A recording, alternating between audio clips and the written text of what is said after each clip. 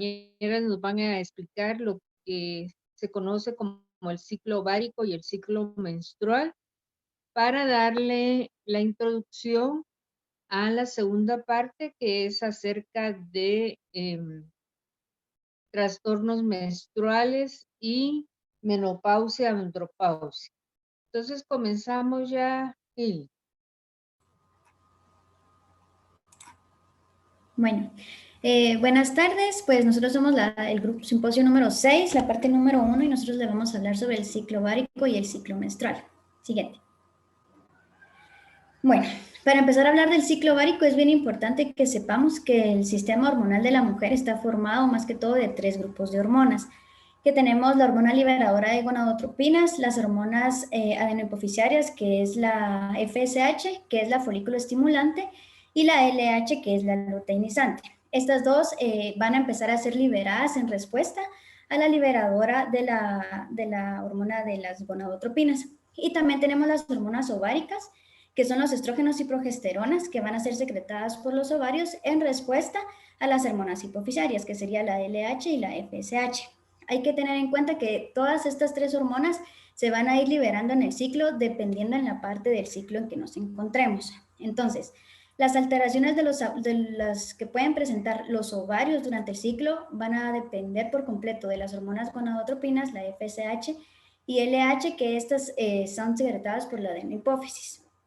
Los ovarios no estimulados, que no están estimulados por estas hormonas, se mantienen inactivos, como ocurre en el tiempo en cuando uno, en la niñez, durante el cual las secreciones de gonadotropinas es casi nula.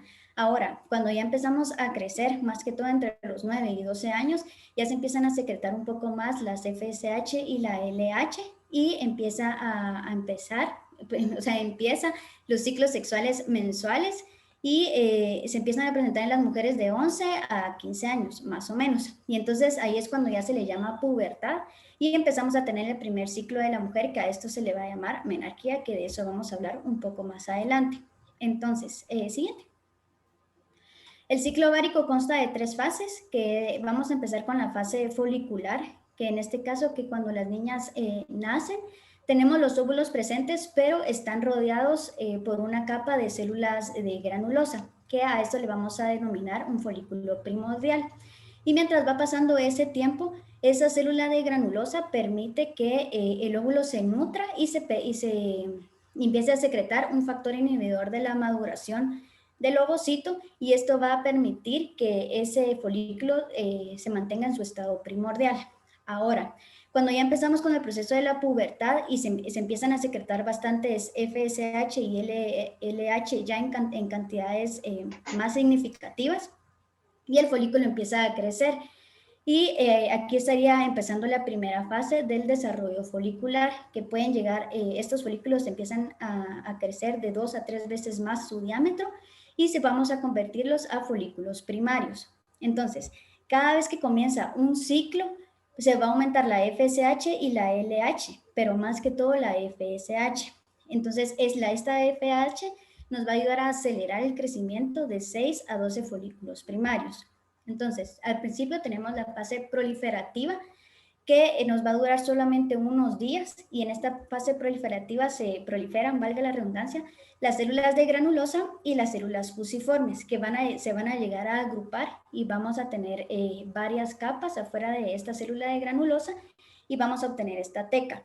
Esta teca tiene 2 capas, una interna y una externa. La capa interna es capaz de poder desarrollar la habilidad de poder secretar hormonas, más que todo de estrógeno y progesterona. Ahora, la capa externa es una capa de tejido conjuntivo que va a revestir el folículo que está en ese momento en desarrollo. Luego que tenemos la fase proliferativa de estas masas de las células, de las granulosas, empiezan a secretar un líquido folicular. Más que todo, este líquido folicular tiene en su contenido estrógenos. Y el momento en que se llega a acumular este líquido, llega a originar el antro, como podemos ver ahí en la imagen. Entonces, hasta este punto en donde vamos, nos damos cuenta que es bien importante, más que todo, la hormona FSH, ¿sí? Va. Luego de que todo esto empieza a dar un crecimiento un acelerado de los folículos, se llegan a formar los folículos vesiculares, ¿sí? Entonces, los folículos vesiculares se pueden empezar a formar por secretar estrógenos. Entonces, lo que hacen estos estrógenos es de que las células de la granulosa formen cantidades crecientes de los receptores de FSH, ¿sí? Entonces, esto lo van a hacer por un efecto de retroalimentación positiva. Entonces, ese mismo crecimiento de los receptores de FSH va a hacer que la célula de granulosa sea más sensible a la FSH como tal. Entonces, ya tenemos estrógenos y la FSH, y estos dos juntos nos van a ayudar a estimular a los receptores de LH. Entonces, ya que vamos a estimular los receptores de LH en las células de granulosa, vamos a permitir la estimulación de las células por la LH y también por la FSH. Y esto nos va a ayudar a que se tenga un crecimiento de la secreción, un incremento de la secreción folicular. Entonces, ya que tenemos más estrógeno, vamos a tener también más LH. Estas dos van a actuar juntas para que se dé la proliferación de las células tecales del folículo y así promover su secreción. Entonces, ya que los folículos antrales comienzan a crecer, su desarrollo posterior es mucho más rápido, ¿sí? Ahora bien, antes de que ocurra el proceso de ovulación, empieza a crecer un folículo. Es importante que solo un folículo va a empezar a crecer mucho más que de los demás. Y los que no crecen como el folículo que está en desarrollo, se vuelven atrésicos. Este proceso se dice que se da porque el folículo que se encuentra en desarrollo empieza a secretar mucho estrógeno. Y entonces, al secretar mucho estrógeno, empiezan a disminuir la secreción de FSH. Entonces, al tener menos secreción de FSH, los folículos que no han podido desarrollarse ya no se van a desarrollar porque ya no tenemos FSH. Va. Entonces, entonces ya que tenemos solo este folículo que se empieza a desarrollar, se va a empezar a desarrollar por un efecto de retroalimentación positiva intrínseca y se va a convertir en folículo maduro. Este proceso de atresia para los folículos que no maduraron es bien importante porque así vamos a asegurar de que solo uno de los folículos crezca y por consiguiente solo se va a fecundar un óvulo, ¿sí? Siguiente. Va, tenemos la fase de ovulación. La ovulación, los ciclos de una mujer normal, con un ciclo normal y regular, dura de 28 días y la ovulación ocurre en los 14 días después de que comienza la ovulación. Antes de que se dé la ovulación, la pared externa del folículo se hincha con rapidez y el estigma que está en el centro de la cápsula folicular como que explota. Y ese estigma en el interior tiene un líquido más viscoso en donde tenemos el óvulo. Entonces, al explotar, lo expulsa y al expulsarlo se encuentra rodeado de varias células de granulosa y al estar rodeado de esas células, a eso le vamos a llamar que se va a conocer como corona radiada, como se puede ver también ahí en la imagen. Ahora bien, en este proceso de la fase de la ovulación es bien importante la LH, porque es necesaria para el crecimiento del folículo final y la ovulación. Si en dado caso no está la LH, aunque esté presente la FSH, no se va a dar el proceso de ovulación. Entonces, como es bien importante, unos 2 días antes de la ovulación empieza a secretar bastante LH, se llega a multiplicar de 6 a 10 veces la producción de LH hasta llegar a su punto máximo, que sería más o menos unas 16 horas antes de que llegue la ovulación. Entonces, la FSH también llega a aumentar en este proceso de la ovulación, pero actúan de una forma sinérgica y hace de que el folículo se hinche con rapidez y por consiguiente se dé la ovulación, ¿verdad? Ahora bien, la LH también tiene el efecto específico de poder convertir a las células de granulosa y la teca en células secretoras, más que todo de progesterona. Entonces, cuando se empieza a aumentar la progesterona, vamos a disminuir la producción de LH y de FSH, ¿sí? Entonces se va a dar la ovulación. Siguiente. Luego tenemos la fase lútea, que esto es durante las primeras semanas después de que expulsa el óvulo. y las células de la granulosa y de la teca interna se quedan convertidas en células luteínicas que van a tener una apariencia amarillenta, así como se ve en la imagen. Entonces, este proceso recibe el nombre de luteinización y este conjunto de masas que se llegan a agrupar lo vamos a conocer como un cuerpo lúteo, ¿sí? El proceso de luteinización depende más que todo de dos factores. Primero, que se expulse el óvulo y segundo, que depende más que todo de la LH, ¿sí? Esta LH también nos ayuda a estimular el cuerpo lúteo para que pueda llegar a producir grandes cantidades de progesterona y de estrógenos. Al tener ya el cuerpo lúteo, este puede llegar a obtener un diámetro más o menos de 1.5 centímetros, que esto ocurre más o menos de 7 a 8 días después de que ocurre la ovulación. Ahora bien, cuando tenemos la fase luteínica, vamos a tener bajos niveles de secreción de FSH y de LH. Entonces, al tener bajos niveles de estos dos, vamos a tener pérdidas de hormonas del cuerpo lúteo que va a hacer que se pierdan ese color amarillento, se degeneren y empiezan a involucionar. Este proceso de involución empieza 12 días después de que ocurre la ovulación. Eso quiere decir que son 2 días antes de que comience la siguiente menstruación. Y esta interrupción así como brusca de la secreción de estrógenos y de progesterona y de la inhibina, que esta inhibina lo que hace es de que va a inhibir la estimulación de secreción de FSH y LH, ¿sí? Entonces, al interrumpir la inhibina, por consiguiente, vamos a tener más producción de FSH y LH y ya vamos a tener el comienzo del nuevo ciclo. Siguiente. Bueno, entonces ahorita vamos a hablar del ciclo menstrual. Siguiente, por favor. Bueno, entonces el ciclo menstrual es un indicador sensible de la salud femenina que tiene una duración clásica de aproximadamente 28 días. El 35% de los ciclos son o más largos o más cortos y un 15% de las mujeres tienen ciclos irregulares o variables, usualmente debido a diferentes patologías.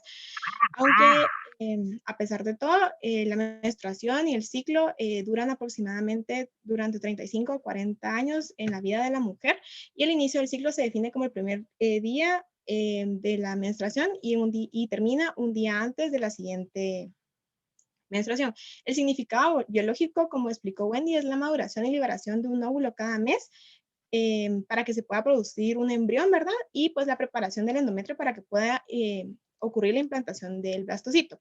Los años fértiles normales de una mujer se caracterizan por variaciones rítmicas mensuales en la secreción de hormonas femeninas y las diferentes modificaciones histológicas en el endometrio y también en los ovarios, que pues explicó Wendy anteriormente. Los niveles de GRH, FSH y LH comienzan a elevarse aproximadamente entre los 9 a 12 años, donde empiezan a darse los diferentes cambios en el cuerpo de la mujer para producir pues una mujer fértil. Siguiente, por favor. Bueno, el ciclo menstrual se caracteriza por un patrón recurrente de niveles hormonales, variables en la producción de hormonal ovárica que está regulada por el hipotálamo, la hipófisis, los ovarios y por supuesto pues la corteza cerebral y el sistema límbico, que tienen algunas influencias sobre estos.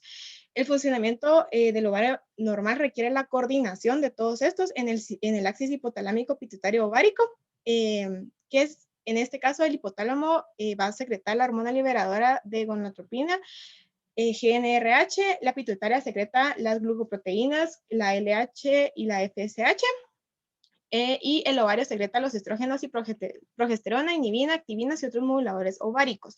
Y el endometrio, el revestimiento del útero que responde a los diferentes niveles de estrógenos y progesterona que va a liberar el ovario, bajo el control de la norepinefrina, serotonina, la hormona liberadora de corticotropina, los opioides y los neurotransmisores y diferentes neuronas hipotalámicas. El núcleo secreta la GRH hacia el sistema portal hipofisiario, como se puede observar aquí en la imagen, en la parte de arriba. Y las neuronas, y pues esto va a producir una secreción de GnRH al sistema portal de una forma pulsátil. Esto estimula la producción y secreción de la LH y FH por la pituitaria, y esto a su vez estimula la secreción en el ovario de estrógenos y progesterona, como se puede observar aquí en el dibujo. Y pues hay una retroalimentación en la pituitaria para modular las cantidades de LH y FH que esta está pues liberando. Siguiente, por favor. Bueno, entonces las hormonas más importantes que tenemos son los estrógenos, que son un grupo de esteroides de 18 carbonos que incluyen el estradiol como la forma principal y dos estrógenos menores, que es la estrona y el estriol. En las mujeres se secreta principalmente en los ovarios, aunque también se pueden secretar por las glándulas suprarrenales. Las hormonas sexuales femeninas producidas en el ovario son fundamentalmente el estradiol y la progesterona. El colesterol es la que da origen a estas y sin importar de dónde venga, el colesterol va a llegar a las membranas mitocondriales donde va a ocurrir la biosíntesis de estas diferentes hormonas. Tanto las células tecales como el cuerpo lúteo son capaces de sintetizar estas hormonas, como Wendy lo explicó anteriormente, mientras que las células granulosas no son capaces de realizar este proceso. Y entonces tenemos que el mecanismo de acción de estos esteroides es que estos, gracias a su capacidad lipofílica, llegan al núcleo, lo que les permite cambiar la síntesis y codificación de diferentes proteínas que pues van a afectar la síntesis de otras hormonas y pues van a ocurrir un montón de cambios biológicos relacionados pues al ciclo menstrual o en otros órganos, como vamos a ver más adelante. Bueno, y las acciones biológicas son principalmente en todo el organismo, no hay como un lugar específico donde actúen, sino que principalmente pues van a tener relación con las características sexuales femeninas, como el crecimiento de las mamas, que se ensanchen las caderas, el engrosamiento del endometrio y la producción de mucosa por la vagina. El útero aumenta de tamaño proliferando el endometrio, como se explicó anteriormente, y el cuello uterino presenta la secreción mucosa, que es la que se utiliza para diferentes métodos conceptivos, ya que este moco va cambiando alrededor del mes. Sobre la mama, estimulan la proliferación de los conductos galactóforos, principalmente durante el embarazo. También regulan el crecimiento de huesos largos, también actúan sobre el sistema cardiovascular y por esto tienen influencia sobre la temperatura corporal, por eso es que se puede observar un aumento de temperatura durante los días fértiles de una mujer. También los estrógenos también van a afectar la actividad plaquetaria de la mujer, así como van a disminuir la cantidad de colesterol, justamente porque se están sintetizando estas hormonas, y también aumentan la absorción de glucógeno y también reducen la producción de lípidos y también van a tener una función en el sistema nervioso central, por lo que pueden haber cambios hormonales o de humor durante el ciclo menstrual. Siguiente, por favor. Bueno, aquí podemos ver en la imagen que las diferentes pues, hormonas del hipotálamo y la hipofisiaria van a ir directo al ovario, donde el ovario va a secretar estrógenos y progesterona y pues estos van a provocar que el endometrio pues se vaya engrosando durante todo el ciclo menstrual. Siguiente, por favor. Va. El control de la función ovárica es llevado a cabo por las hormonas gonadotropinas, que son la LH y la FH, y también la HCG, que vamos a hablar posteriormente. La FH y la FSH se producen en la misma célula. En condiciones normales, tanto la LH como la FH presentan una secreción pulsátil en la mujer, como se explicó anteriormente, y se mantiene esta pulsación durante 24 horas, hasta una media hora o una hora antes durante la fase folicular y de 3 a 4 horas durante la fase lútea, para controlar los diferentes mecanismos que Wendy explicó anteriormente. Al llegar a la pubertad, pues la FSH va a ejercer una acción estimulante en el desarrollo folicular, a la vez que induce la aromatización estrogénica y la síntesis de inhibina, que la inhibina pues es la encargada de que no se produzca la menstruación y pues cuando esto sucede se va a producir la menstruación, que es cuando las niñas tienen por primera vez su menstruación. Entonces la FH tiene una acción estimulante en el desarrollo folicular que induce a la aromatización estrogénica, como expliqué anteriormente, y va a hacer que el folículo crezca y se desarrolle, como explicó Wendy. Y la LH va a actuar sobre el folículo ya maduro, generando una evolución que produce la lisis en el cúmulo óforo y reanuda la maduración del ovocito para que este pueda ser liberado y pueda ocurrir la formación de un embrión si existe espermatozoides, ¿verdad? Y actúan sobre las células tecas y también sobre las granulosas maduras y las luteiniza, transformando el folículo en cuerpo lúteo, incrementando la producción de progesterona durante ciertas partes del ciclo menstrual. Siguiente, por favor. Bueno, aquí tenemos el control hipofisiario de la secreción de gonadotropinas, que es la GnRH y la LRH. Estas son dos hormonas que se van a secretar en la circulación porta y pituitaria en ráfagas neurosecretoras, y la información endocrina está contenida tanto en la frecuencia del pulso, entonces dependiendo de la amplitud del pulso o de la frecuencia de este, pues vamos a tener diferentes efectos o un efecto aumentado, ya que están pues directamente relacionados. Y la liberación de la GnRH en ráfagas consigue pues que haya un incremento de los niveles de las demás gonadotropinas, y es capaz de controlar por separado la LH y la FSH. Y también está la secreción fisiológica pulsátil de la LHRH, que esta es una hormona que también se secreta por este mismo mecanismo a nivel hipotalámico y es capaz de desencadenar que las células gonadotrópicas pues liberen estas hormonas, principalmente LH y FH, aunque también liberan algunos otros factores. Y pues la magnitud de la respuesta también va a ser proporcional al impulso de este.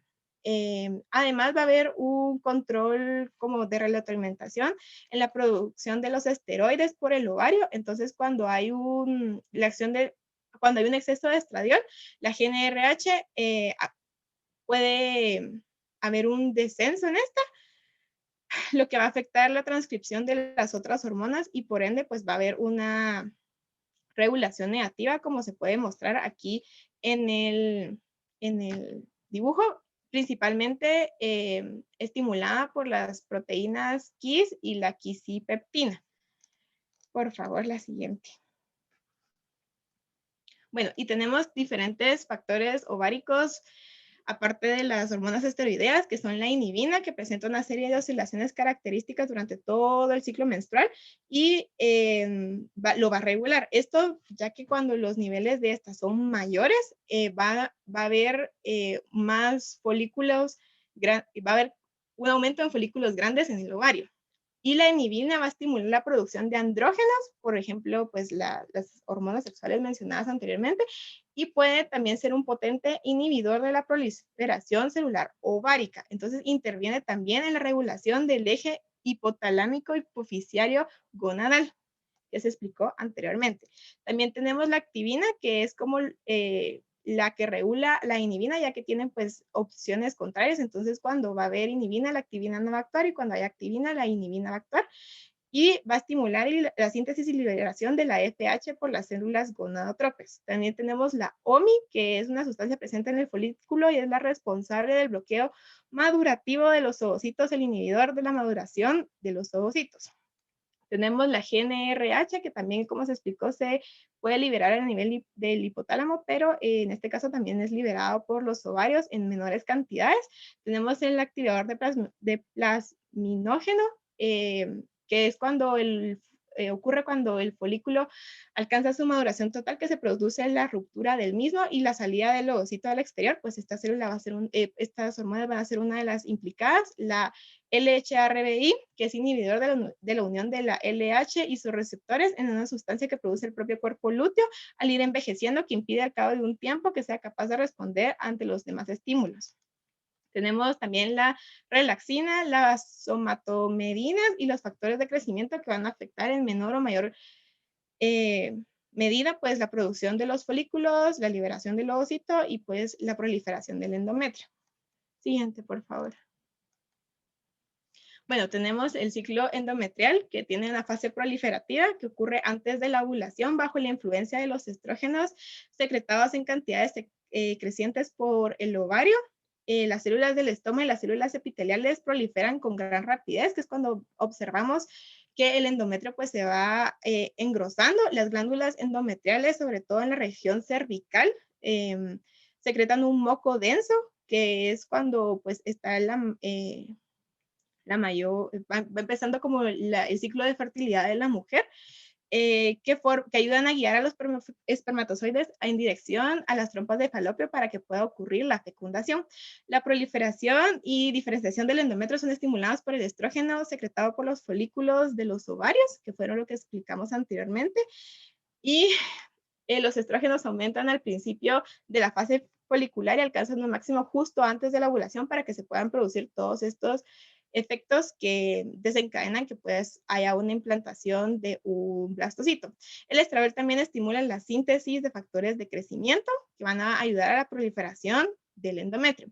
En la fase secretora ocurre durante la mayor parte de la última mitad del ciclo endometrial, como se puede observar en la imagen, y esta es producida después de la ovulación, cuando el cuerpo lúteo secreta grandes cantidades de progesterona y estrógenos. Los estrógenos producen una ligera proliferación donde va a alcanzar el endometrio pues su grosor máximo, y las glándulas se vuelven más tortuosas, las células del epitelio glandular se acumulan en exceso, además de que se vuelven muy secretoras, y también va a aumentar el citoplasma de las células del estómago y de los depósitos lipofílicos. Los cambios del endometrio no se limitan a las glándulas, también ocurren en las células estomales de estas glándulas, y pues hay múltiples focos de las células deciduales que se diseminan por la capa superior del endometrio y forman una capa densa llamada zona compacta, que es como lo más gordo o grueso que uno puede observar durante la menstruación. Después, después de la zona compacta viene la superficial y la esponjosa a nivel medio, que forman la capa funcional del endometrio, que es la que le va a proveer de nutrientes al blastocito cuando éste sea implantado. Y la capa más profunda del endometrio es la zona basal, que es capaz de que quede después del parto de menstruación y pues dan lugar a la proliferación del endometrio en el siguiente ciclo menstrual. Y por último vamos a tener la menstruación, que es cuando hay una ausencia de fecundación unos días después de que termine el ciclo. El cuerpo lúteo ovárico se involucra bastante en esto y involuciona. Cuando ocurre esta involución, disminuyen los efectos de los estrógenos y progesterona porque estos se dejan de producir en grandes cantidades. Y la menstruación se debe justamente a eso, a la caída de estas hormonas. Y va a ocurrir un vasoespasmo, una disminución de nutrientes que llegan al endometrio, y por eso pues va a ocurrir la necrosis que permite que el tejido se desprenda. Siguiente, por favor. Bueno, tenemos las fases del ciclo menstrual. En la primera fase, que dura de 1 a 4 días, va a aumentar la FSH y las hormonas sexuales, principalmente la progesterona. Va a ocurrir el sangrado, ya que recordemos que el primer día del ciclo menstrual es el primer día de la menstruación. Van a empezar a desarrollarse los folículos justamente por el aumento de la FSH, y se van a elevar poco a poco los niveles de LH en las células granulosas. Y junto con esto también hay un incremento en los receptores para la LH. Siguiente, por favor.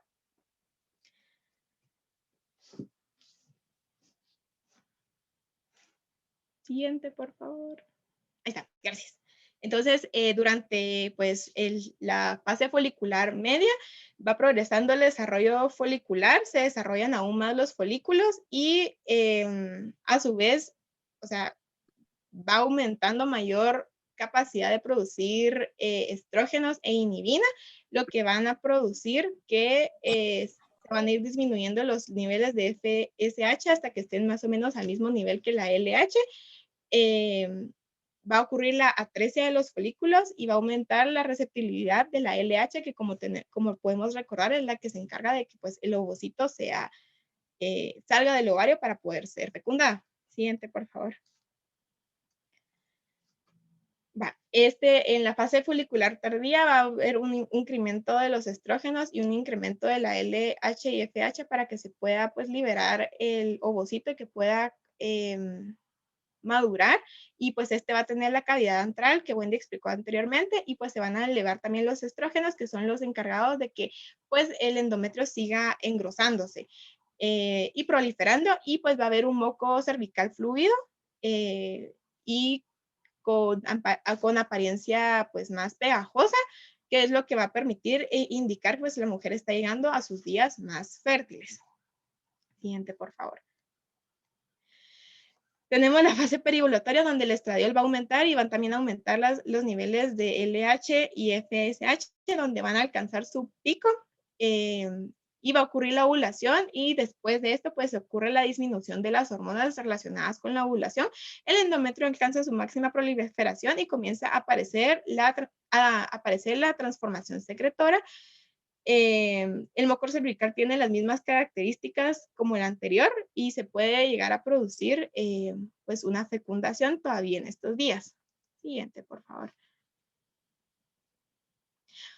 Después de la ovulación hay un periodo cerca de 3 días que se llama fase luteínica inicial, donde aumentan los niveles de progesterona y disminuyen los efectos de la LH y la FSH.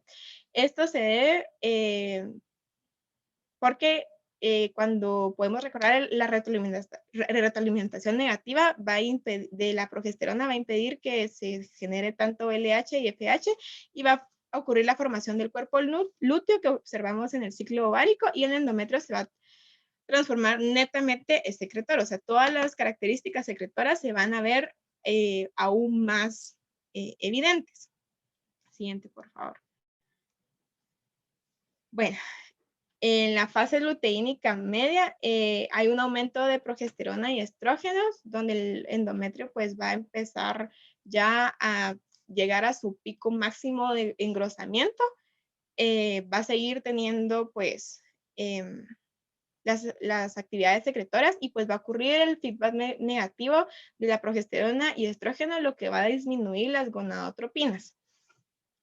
Siguiente, por favor. En la fase luteínica tardía, que es de las últimas fases antes de que comience el último ciclo, va a disminuir la progesterona y el estrógeno y va a aumentar las gonadotropinas. Ocurre la lutólisis que se explicó en el ciclo ovárico, donde el cuerpo lúteo va regresando funcionalmente hasta que los niveles hormonales esteroideos disminuyen prácticamente a cero y hay un espesamiento de la mucosa endometrial, que esto significa que el endometrio se desprende, o sea, ocurre la menstruación y el inicio del flujo menstrual. Siguiente, por favor. Y pues hay diferentes efectos del ciclo menstrual en otros órganos. Tenemos que recordar que estas hormonas tienen efectos sobre la piel, por lo tanto, cuando la mujer está en su fase más fértil y los niveles de estrógenos estén más altos, podemos observar que va a tener una piel más radiante. Además, están asociados con el envejecimiento y la delgadez de la piel y tienen un efecto en el contenido lipídico de la piel, ya que interactúan con los queratocitos. Y también tienen... aumentan la densidad del cabello y el brillo del mismo, ya que alargan la fase anágena del ciclo del cabello. También se pueden observar diversos efectos a nivel del sistema en general. Va a ocurrir vasodilatación, como se explicó anteriormente, y va a ocurrir una termorregulación donde usualmente aumenta la temperatura del cuerpo. Los estrógenos inhiben la respuesta inmunitaria celular, pero aumentan la respuesta inmunitaria humoral y pues también están relacionados al cambio de ánimo y la regulación del sistema nervioso central. Hay una secreción vaginal que varía mucho durante el ciclo menstrual, como se explicó anteriormente, y pues los factores que lo alteran pueden ser esteroides sexuales producidos por el cuerpo o que se consumen como pastillas, inflamaciones, estrés, diferentes drogas, el metabolismo, que todo esto pues va a tener un efecto en la quisipeptina, que es la que regula la GnRH, que va a regular pues todas las demás hormonas relacionadas con el sistema, con el ciclo menstrual. Siguiente, por favor. Bueno, ahora en cuanto a la menarquía, pues como ya bien les había dicho, es el primer periodo menstrual que experimentan las adolescentes. Es un acontecimiento que ocurre en la pubertad y esto es cuando ya podemos determinar el comienzo de la sexualidad adulta en la mujer y depende tanto del aumento gradual de la secreción de hormonas gonadotrópicas por parte de la hipófisis y que esto también van a estar la respuesta de las hormonas LH y FSH, pues también se van a empezar a liberar porque como ya lo vimos, también dependen bastante para que comience el ciclo menstrual.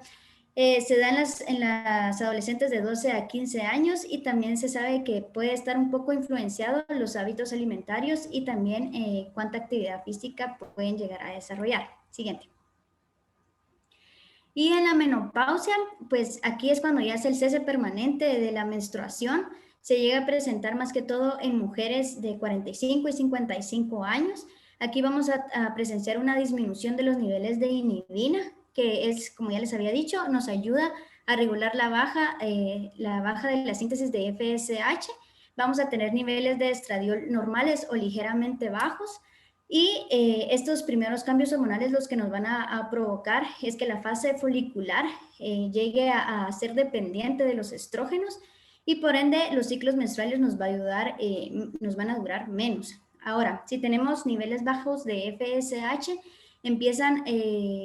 los niveles séricos de FSH empiezan a aumentar debido a la atresia que se está provocando en los folículos ováricos y por esto vamos a disminuir la producción de estrógenos. Esto se da por medio de una retroalimentación negativa que va, al encontrarse disminuida la cantidad de estrógenos en el torrente sanguíneo, el hipotálamo va a dar la señal de poder liberar más gonadotropina. Entonces, si vamos a liberar más gonadotropina, por consiguiente se va a liberar más FSH. Pero el problema con la menopausia es de que ya no hay folículos suficientes para poder dar la producción. Siguiente. Gracias.